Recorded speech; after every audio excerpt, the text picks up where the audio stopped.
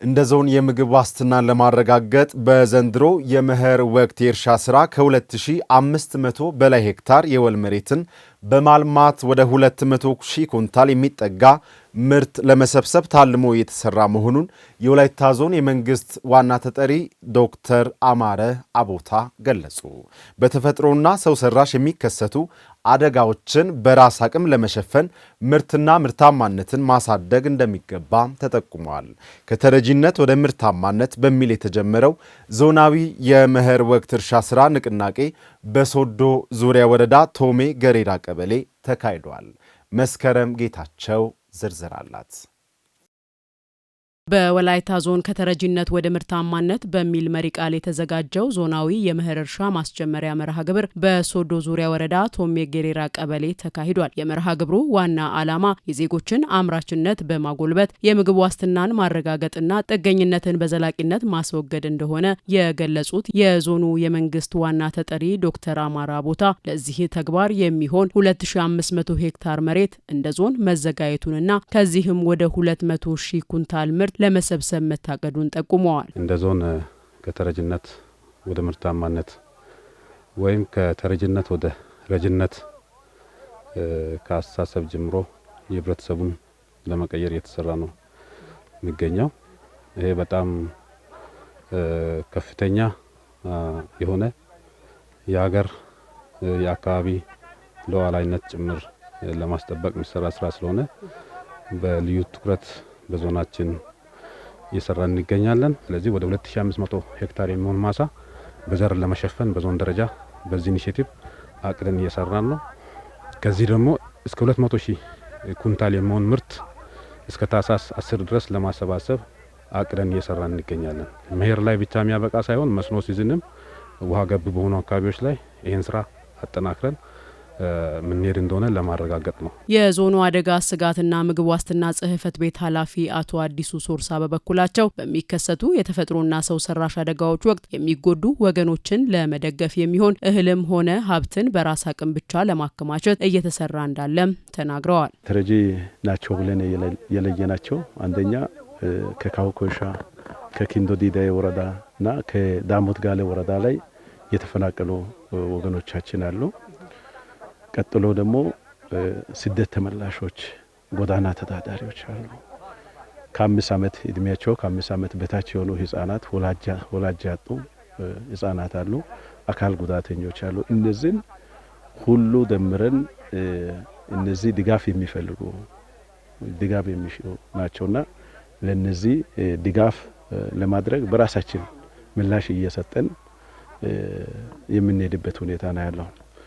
ስለዚህ ተረጂነትን እንደ ሀገር ለማብቃት ታህሳስ ላይ በሚቀጥለው ታህሳስ ወር ላይ ተረጂነትን ነው ብለን እንደ ሀገር እናውጃለን። ለዛ ደግሞ የሚመጥን ዝግጅት ዞናችን እያደረገ ይገኛል። እንደ ወረዳ አርሶ አደሩንና የሚመለከታቸውን አካላት በማስተባበር በወረዳው ባሉ 11 ቀበሌያት ውስጥ የሚገኝ ወደ 80 ሄክታር መሬት በማልማት የምግብ ዋስትናን ለማረጋገጥ እየተሰራ ነው ያሉት ደግሞ የሶዶ ዙሪያ ወረዳ አስተዳዳሪ አቶ እስጢፋኖስ ዋቴ ናቸው። እንደ ወረዳ 80 ሄክታር ማሳ በመኸር ለመሸፈን አቅደን እየሰራን ነን። 80 ሄክታሩም አሁን በጀመርነው በቶሜ ገሬራ በጊሎ ቢሳሬ በዋጭጋ ቡሻ አቅደን እየሰራን ነን። በዛሬው ላይ ደግሞ በዚህ በቶሜ ገሬራ እየሰራን ያለነው 15 ሄክታር የሚያክል ነውና በዚህ 15 ሄክታር ላይ የጤፍ ምርት ሙሉ ግብአት አሟልተን በባለሙያ ምክር ሀሳብ ስራውን ጀምረናል።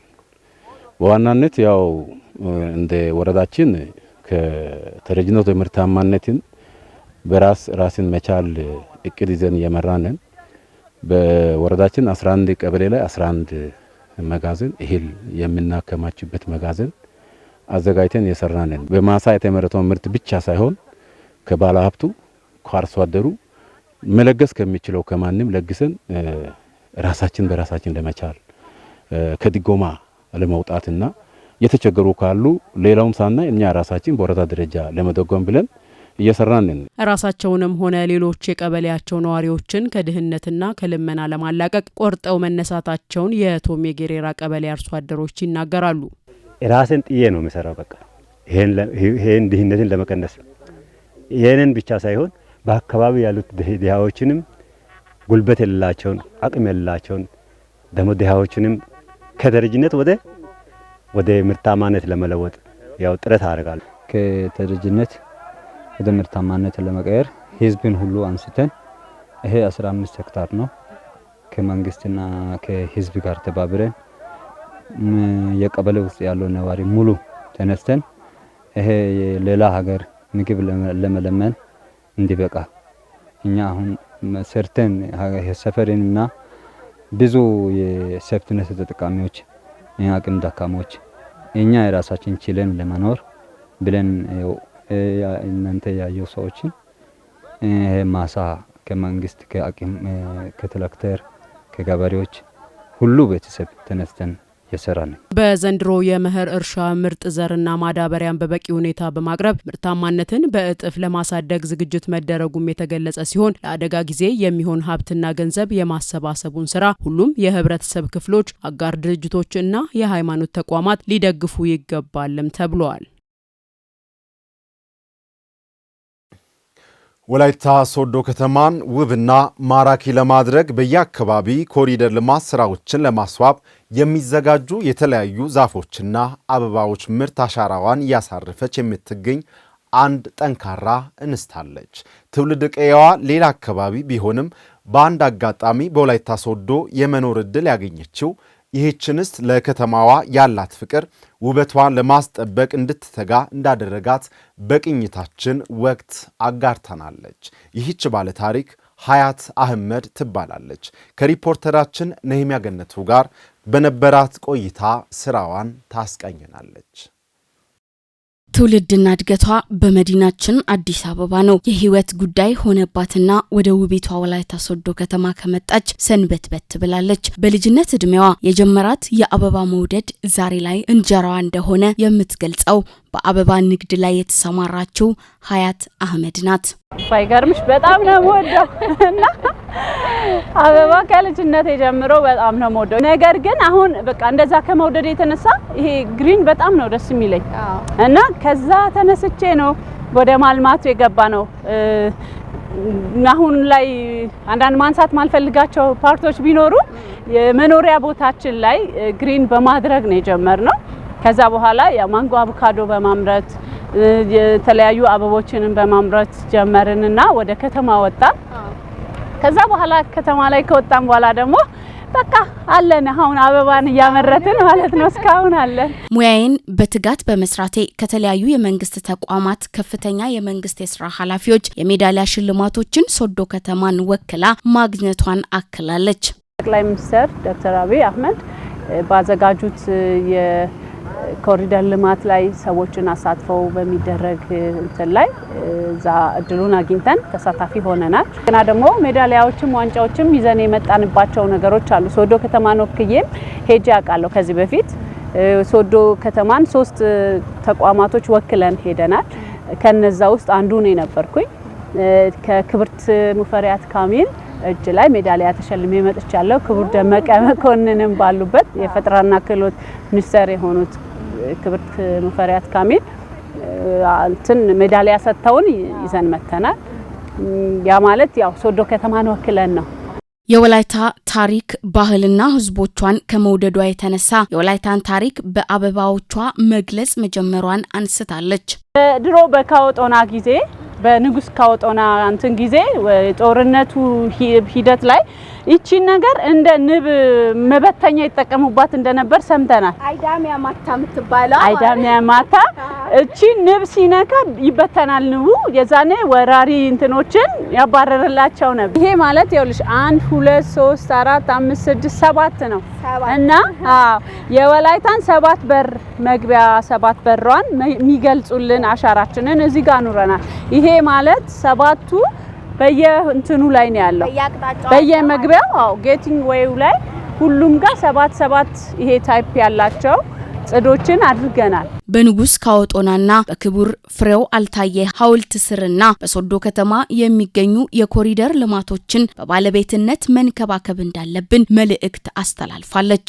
ህብረተሰቡ እዚህ ጋር ፎቶ ለመነሳት ይመጣል። የሰርግ ስነ ስርዓቶች አደባባይ እንደሆኑ ለፎቶሹት ይመጣል ምናምን። በዛ ታይም ግን የማያቸው ነገሮች በጣም ነው የሚያሳዝኑት።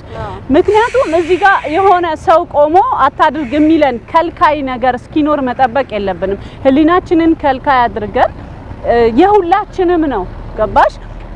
የሚረገጡ አበቦች ሲቀነጠሱ ስታይ ያሳምማል። እኔ አበባ ሰው ሲቀነጥስ ያመኛል ለእውነት። ምክንያቱም አሁን እዚህ መስታወት አለ፣ ሞዛይኩ ላይ ያለው ስዕል ብዙ ዋጋ የተከፈለበት ብዙ ብር የወጣበት ነው። ሁላችንም ኃላፊነት ኖሮብን ከልካይ ሳይኖር የምናረገው ነገር ለአእምሯችን ደስ ይላል አይደለ? ተው የሚባል በሌለበት ብንጠብቀው ላለው ለህብረተሰቡ እንደ መልእክትም ቢሆነኝ ለሌሎችም ወጣቶች የስራ እድል መፍጠሯን የስራ እድል የተፈጠረላቸው ወጣቶች ገልጸዋል። እኔ የምሰራው እዚህ ሁሉንም እዚህ የሚያስፈልገውን ነገር አገዛለሁ። ልጁን እያገዝኩኝ ማታም ቀንና ማታ እንሰራለን። ቀን እየሰራን ማታ እናስተባብራለን። ቤተሰቦቻችንን በዛ እያስተዳደረን ነው። እኔ በማገኘው ገቢ ማለት ነው አንዴ ራሴን ችያለሁ፣ ሁለተኛ ቤተሰቦችንም እየረዳው ነው። ያው አንዳንድ ነገሮች መጀመሪያ ማላገኘሁት ነገር እያገኘው ነው። ያው በወር ነው የሚከፈለኝ፣ በሳምንት ምናምን አገኛለሁ ብር፣ የተወሰነ ብር ለራሴ ማለት ነው። ውሃ አጠጣለሁ፣ አበባዎችን በስርዓቱ ያው ኮተኮታለሁ። ምን በቃ ስራ እያጠጣው መንከባከብ ነው ስራዬ። የኋላሸት ካሳ ትባላለች። ተወልዳ ያደገችው በወላይታ ሶዶ ከተማ ሲሆን በሆቴል ማኔጅመንት ዘርፍ ትምህርቷን አጠናቃለች። የኋላሸት ዛሬ ላይ ውጤታማ የሆነችበትን ሙያ ሀብላ ስትጀምር ብዙም አልወደደችውም።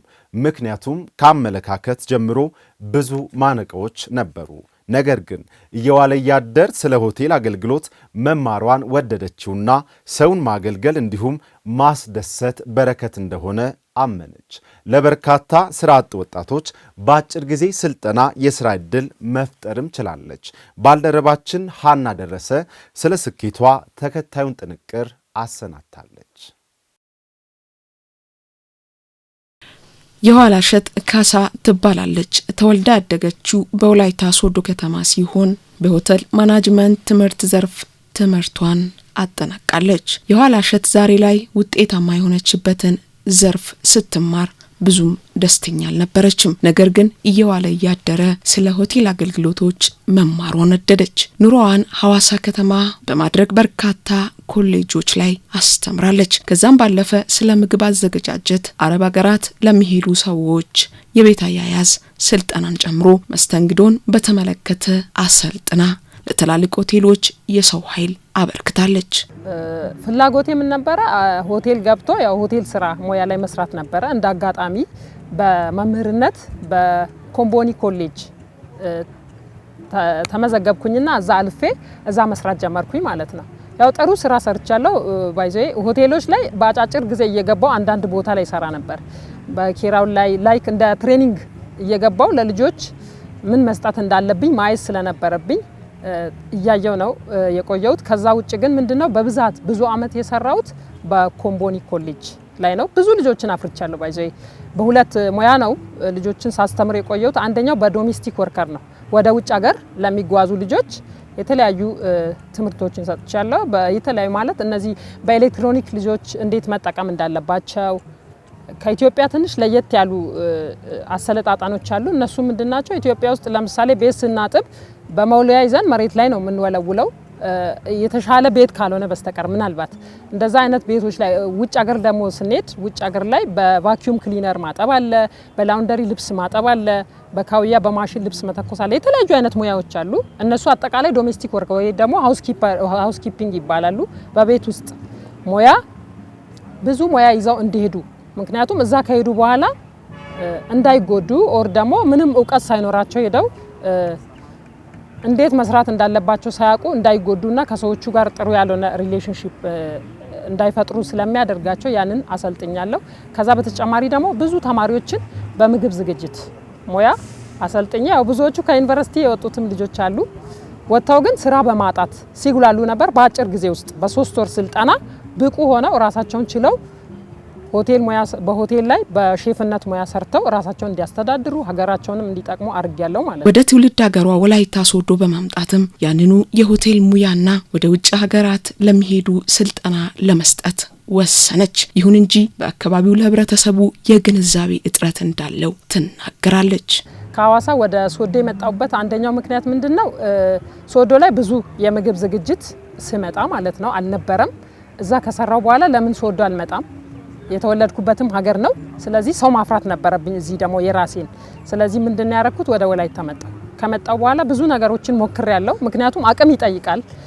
ትልቅ ማሰልጠኛን ለመክፈት አቅም ስለሚጠይቅ በማዘጋጃዎች ላይ በተለያዩ አይነት ቦታዎች ላይ በመሄድ ቤት እንዲሰጠኝና ስራ እንደዚህ አይነት ሙያ እንዳለኝ ሰርቼ ደግሞ ሰዎችን ማፍራት እንደምችል ጥረት አድርጌያለሁ። በማህበር ተደራጅቼ ማለት ነው። ስለዚህ ትንሽ ቆየብኝ ቤት ለማግኘት። ስለዚህ ምን አረኩኝ? ከቤተሰቦቼ ተማከርኩና ትንሽ ነገር ቢያንስ ሳፖርት እንዲያደርጉኝ አረኩኝ እና እዚህ ወደ አበበ ዘለቀ መጣውና የምግብ ዝግጅትና ሃውስኪፒንግ ወይ ደግሞ ዶሜስቲክ ወርከር ከፈትኩኝ። ስለዚህ ይሄንን ከከፈትኩ በኋላ ቻሌንጁ ምንድነው? ማህበረሰቡ ምንም አይነት ግንዛቤ የለውም ስለ ሆቴል ማለት ነው። በጣም በአጫጭር ጊዜ ስልጠናዎች በ3 ወርና በ1 ወር ስልጠና በጣም ብቁ ባለሙያ ሆነው ራሳቸውን ማስተዳደር እንደሚችሉ ማህበረሰቡን መርዳት እንደሚችሉ ግንዛቤው የለም። ያ ግንዛቤ እጥረት ስላለ ምንድነው ያጋጠመኝ? በማሰለጥንበት ቦታ በከፈትኩበት ተማሪ አላገኘውም ማለት ነው። ያ ትልቅ ቻሌንጅ ነው። በወላይታ አካባቢ ብዙም ያልተለመደ ስለ ሆቴል ሙያዎች ስልጠና ለመስጠት ከህልሟ ጋር እየታገለች ያለች የኋላሸት ወጣቶች ከራሷ ህይወት ቢማሩ የምትለው መልእክት አላት። ሆቴል ተምራው ምን ልሰራ ነው እያልኩ ነው የተማርኩት። ይሄ ማለት እንደኔ ብዙ ልጆች አሉ። ሆቴል ምን ልሰራ ነው? አሁን ሆቴል መሰለጥ ነው፣ አስተናጋጅ ሊሆን ነው፣ ምግብ ልሰራ ነው የሚባላል። ምግብ ሰርቶ ሰው መመገብ ትልቅ ሳቲስፋክሽን እንዳለው ሰው ያውቃል። ምግብ መስራት ደግሞ ሆቴል ላይ ብቻ አይደለም። የራስን ካፌ መክፈት ይቻላል፣ ቁርስ ቤቶችን መክፈት ይቻላል። ሙያ ከሌለ ግን አይቻልም። ስለዚህ ምን ያስፈልጋል? ሙያ ያስፈልጋል። የኔ ትልቁ ቻሌንጅ ምንድነው? 1 አመት ሙሉ እያስቸገርኩ ነበር የተማርኩት። ቤተሰብን እያስቸገርኩ አልማርም፣ አልወደውም፣ ግን ምንድነው ዝም ብዬ ልማር እያልኩ ነው የተማርኩት። ያ ጥሩ ያልሆነ አስተሳሰብ ነበረ በሰዓቱ። ግን እንደምንም የተማሩ ወንድሞችም ስለነበሩኝ እየገፉኝ አሉ የተወሰኑ እነ መምህር አበበ እዛ ቴክኒክና ሙያ ያሉት ቢሮ ድረስ እየወሰዱ እየመከሩኝ ተማርኩ፣ ጨረስኩ። ልክ ስጨርሰው ግን ምን አረኩኝ? ወደድኩት ማለት ነው። ከመጨረሴ ከ1 አመት በፊት ወድጄዋለሁ። ትምህርቱን ውጤታማ ሆኜ በትምህርቴ ጨርሼ ወጥቻለሁ ማለት ነው። ከወጣሁት በኋላ ደግሞ የበለጠ ወደድኩት ስራ ላይ ስገባ። ሰዎች በአጭር ጊዜያት ውስጥ ምናልባትም በ3 ወር ውስጥ በመሰልጠን በአጭር ጊዜ ውስጥ ስራ ሊፈጥሩ እንደሚችሉ ለማድረግ የማሰልጠኛ ተቋም ቢኖራት ህልሟ ነው።